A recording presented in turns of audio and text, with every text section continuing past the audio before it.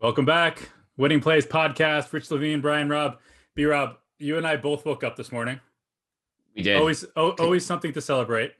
But Marcus Smart wakes up with nearly $80 million. It's not in his bank account yet, but it's all but guaranteed.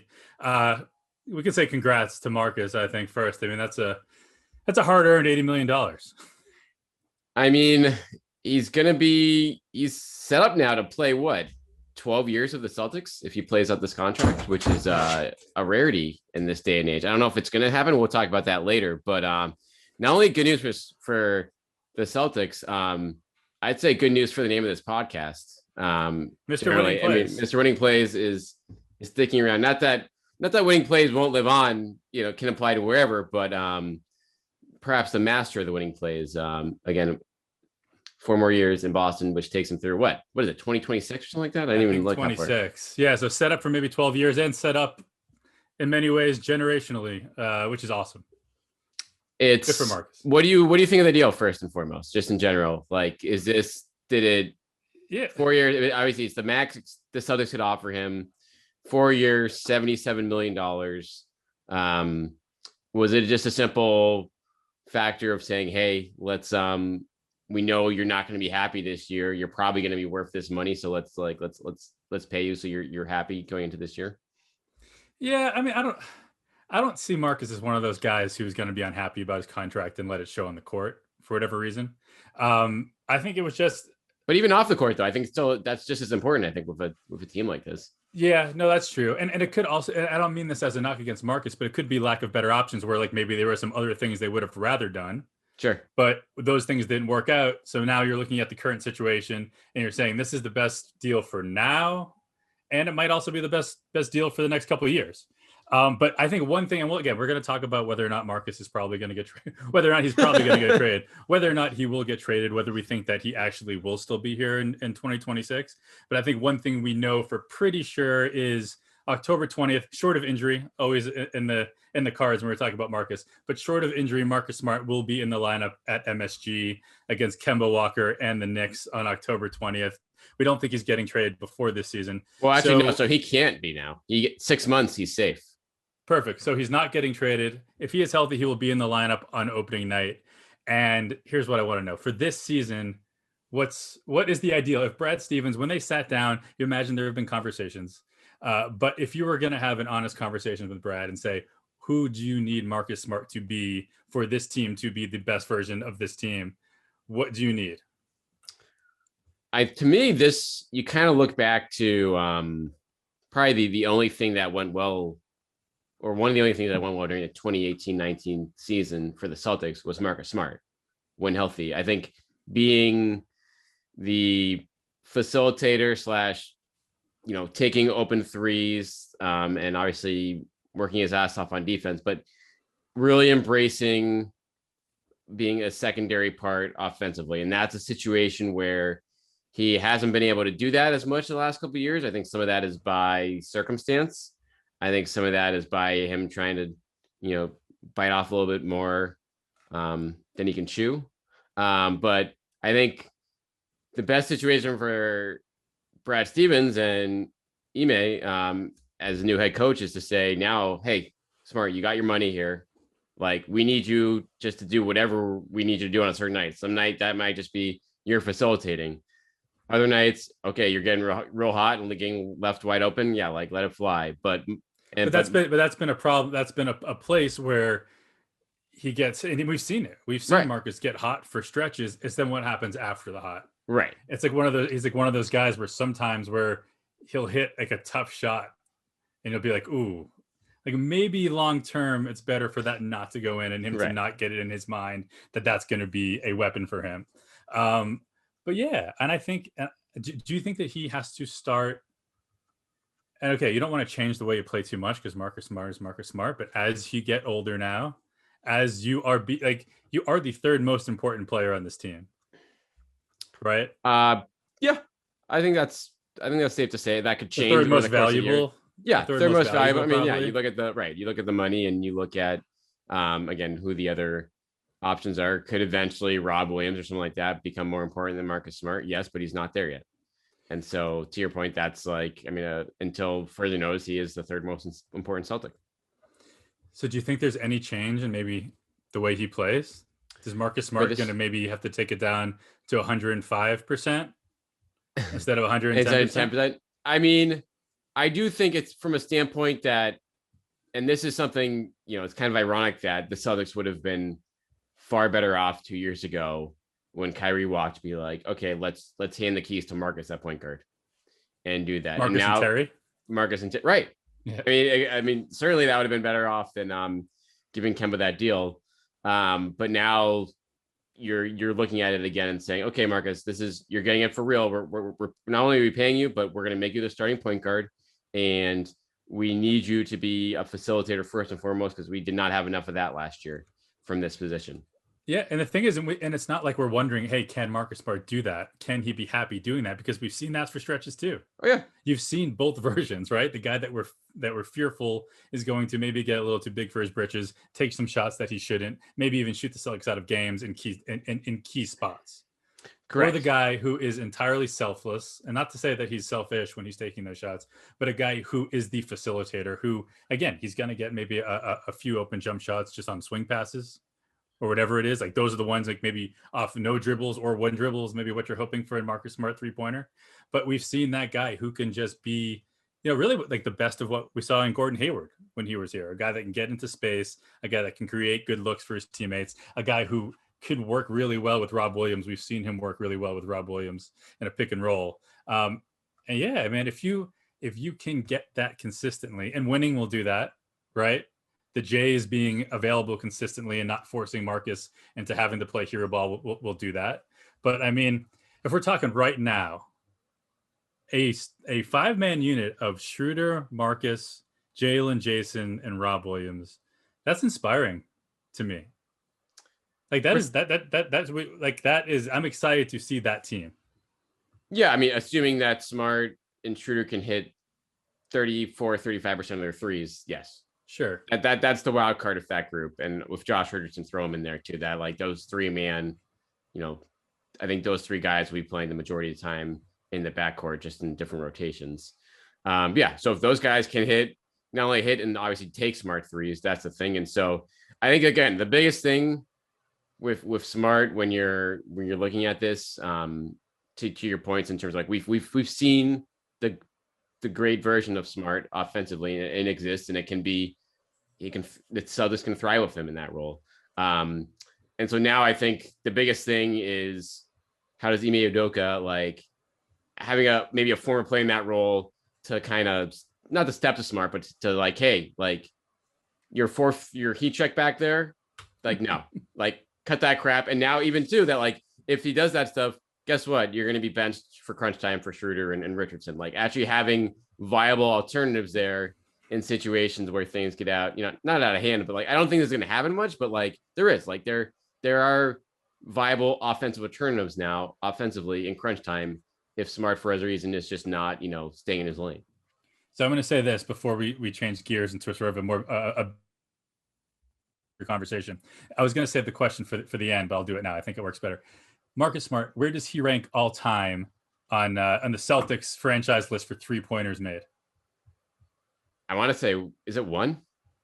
First overall? Yes. That's no. For 3-pointers made. So Paul Pierce is pretty handily. Pierce. No, I feel like I saw him get high, in that ranking, or surprisingly high in that rankings a few years ago. But yeah, so it's not 1. I should. So Paul Pierce has double the amount of number 2, who is Antoine Walker. Number 3 is Ray Allen, who is about 140 behind Antoine. And then 139 3-pointers behind Ray Allen. 4th all time in Celtics franchise history is Marcus Smart. So I think our goal, I think we should track this season. We do not want Marcus Smart because again, maybe if he hits 139 threes, that's a hot shooting Marcus Smart. But I think just so sticking with the theme of him not shooting as much, let's hope. I mean, it would be nice if we celebrate him passing Ray Allen, but I don't want Marcus Smart to surpass Ray Allen this season. That might be crazy to say that I don't want him to hit threes, but I just don't want him to have to hit that many. Right. I agree. I like where your head's at there. That's like a good measuring stick. And let me say, if it does happen, then Antoine Walker and Marcus Smart will be 2 and 3 all time. But I mean, eventually, like Jalen and Jason are. How long does he have to go for Pierce? Like Pierce must have how big of an edge? So Pierce has 1,823 and Antoine has 937. Wow. Yeah, it's really not close. But I mean, we're looking. So Jason and Jalen are 6 and 7. Larry Bird is 5th overall, which is pretty cool. Right. So that's what I was thinking of. I saw him like Smart passed Bird this past season, and so for other reasons, like, oh, was this like obviously Bird's not one on the list, but like I saw that was a huge story, like a huge funny story at some point. So that made me think of it. So that's kind of nuts. Jalen and Jason will both pass Larry, sadly, this year. I mean, assuming they're healthy, but they're well within range. They're both within 100 threes of Larry, so you figure they'll get that. After rounding out the top 10, 8 is Avery Bradley, 9 is Isaiah Thomas, and 10 is Walter McCarty. Wow. Yeah. It's a fun stat. Anyways, so let's talk about Bradley Beal. On the topic of the Celtics top 10 3-pointers, maybe at some point, and in 2027 when we're doing this podcast, we'll talk about Bradley Beal being in contention to pass Ray Allen. The Smart signing, the extension, it really doesn't change much about the pursuit of Bradley Beal. Not when it comes to Beal, I don't think, because ultimately, and we've talked about this before, the more likelier path to Beal was always going to be a trade or a sign and trade. And Smart being under contract now doesn't impact anything you can do with a trade or a sign and trade. Like you could sign and trade for Beal and have Smart be included in that deal. You could potentially sign and trade for Beal and you're find a way to keep Smart and give him everything else. So that dynamic doesn't change that, but it does take away obviously the ace in the back pocket of saying the threat to hold over teams when you're like talking trade, being like, hey, we get him up cap room and give you nothing and sign Beal outright. Like that threat is gone now.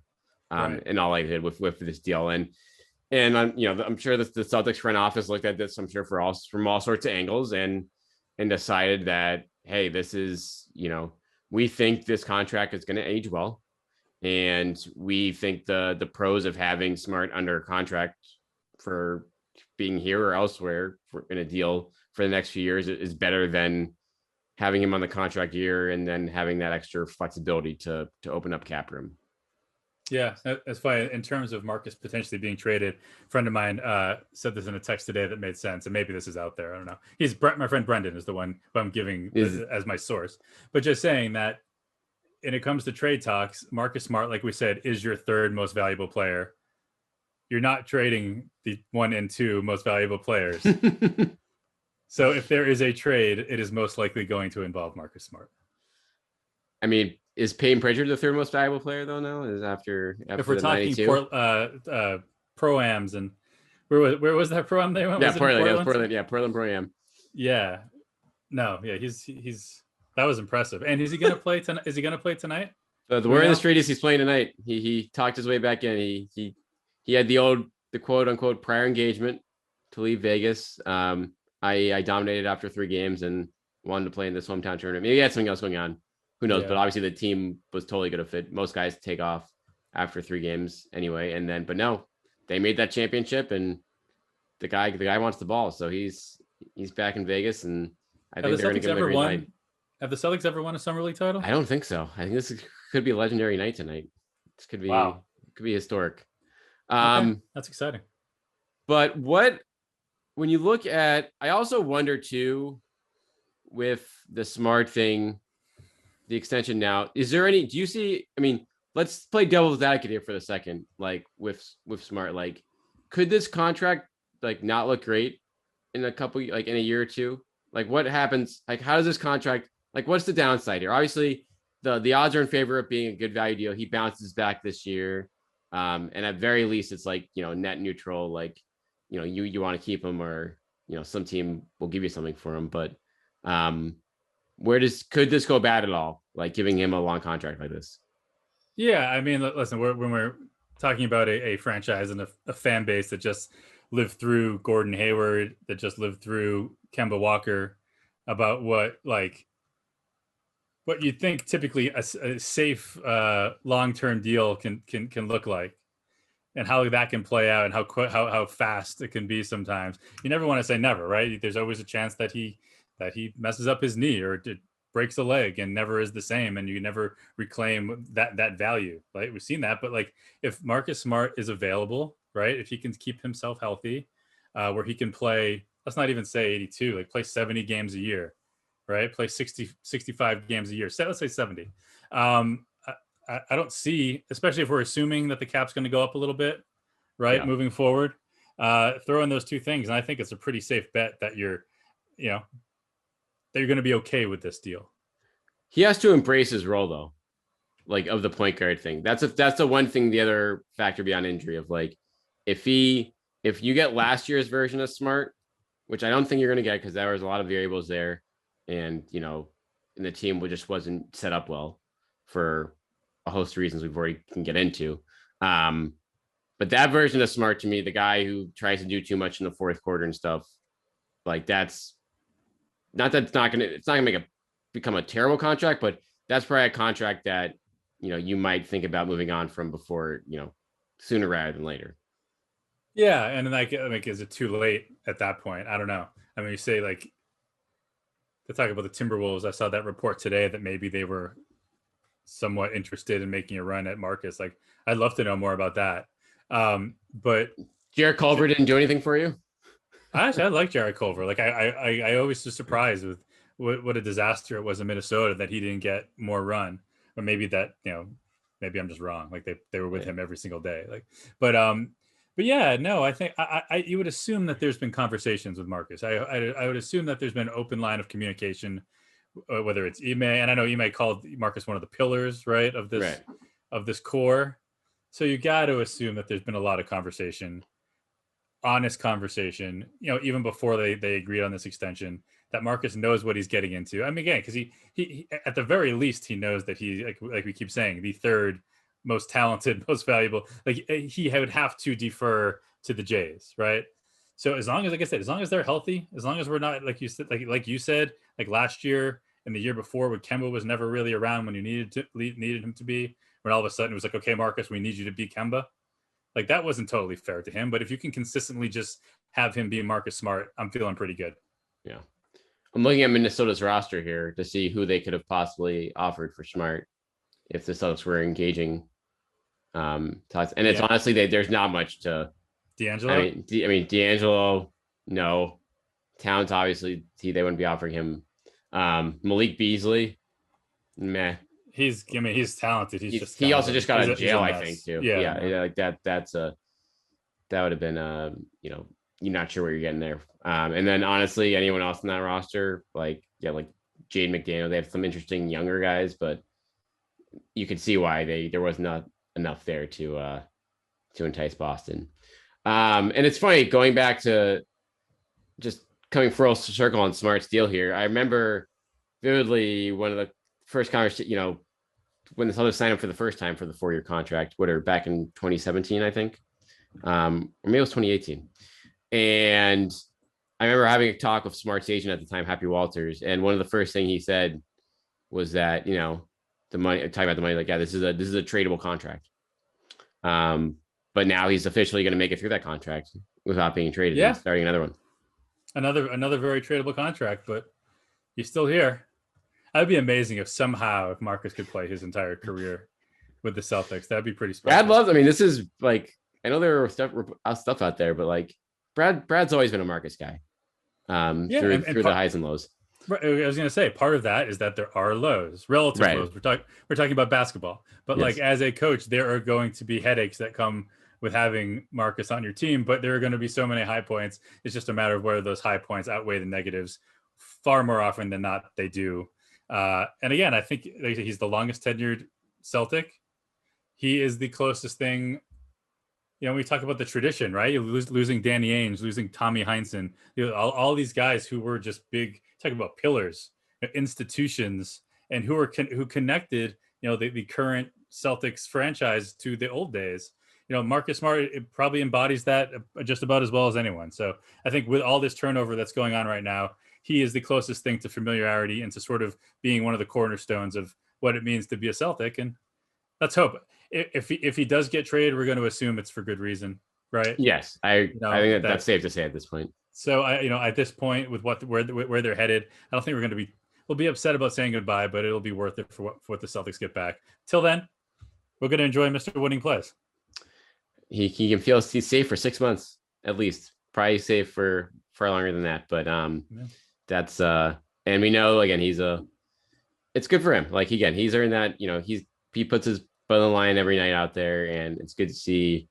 In a league now where not a lot of guys get to play more than 5-6 years anywhere, no matter the circumstance, unless you're a super duper star. To have a role guy like this, be set up for potentially 10 or 11.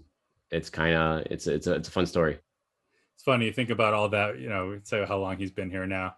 And I was just thinking to look at like where he ranks on the all-time games played list for the Celtics, despite being the longest tenured Celtic right now.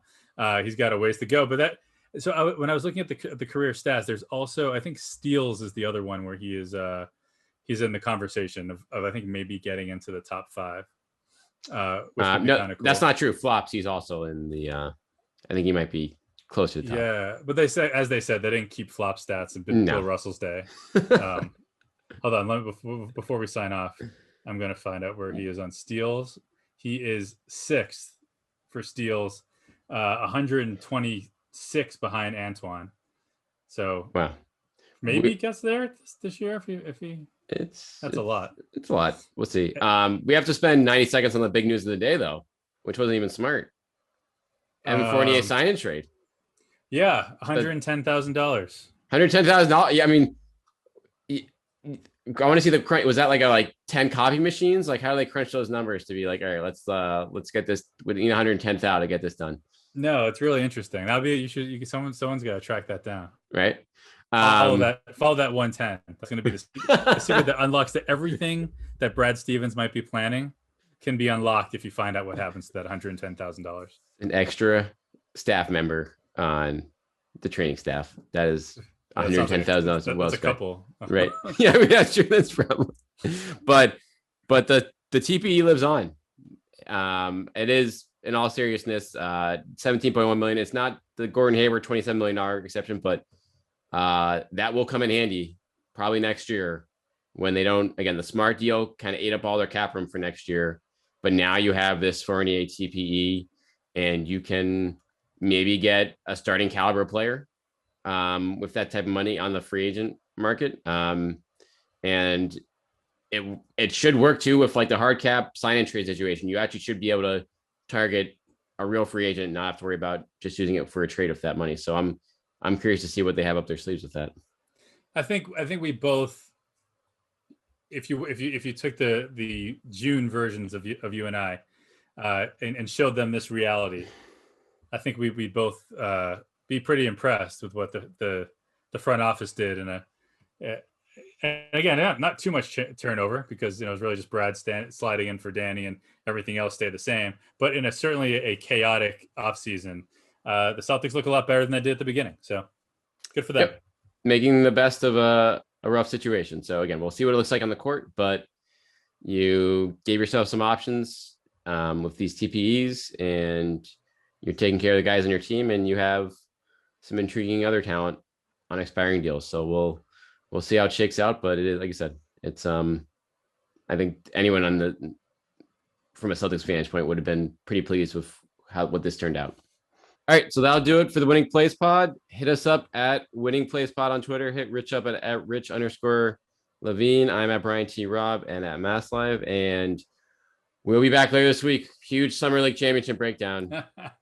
Just Summer League takeaways. Stay tuned.